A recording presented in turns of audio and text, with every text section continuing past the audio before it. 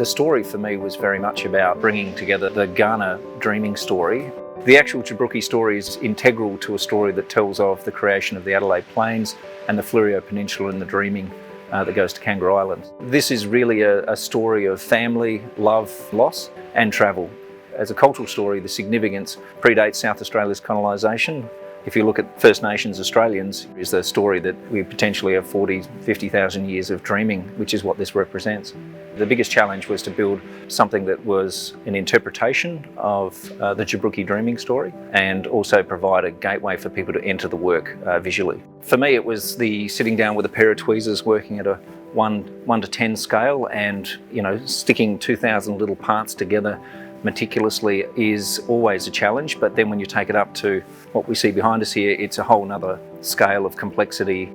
Conceptually, it worked through transparency, openness, how thin or thick the materials looked, and how it would be perceived through time as well.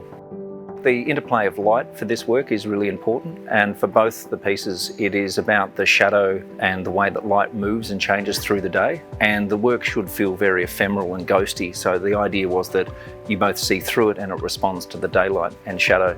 What started out as an estimation of around 2,000 to 2,500 pieces has turned into probably 3,000 to 3,500 pieces. Most of the parts went from something that could be bent by hand to using a 50-ton press to actually form the individual parts to create that organic form.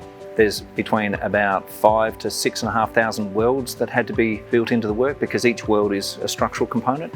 Tijbruki is around about 2 tonne for 2 family cars. I think the biggest part of major works is to make sure that you've got public engagement. For me, some of the rewarding parts of this is when you hear inadvertently someone you don't know discussing this, or you see that it's brought about change and understanding. I feel privileged to be a part of the project, and for me the ability to get the expression and work with the Ghana community is critically important to making this work both resonate and enduring ultimately.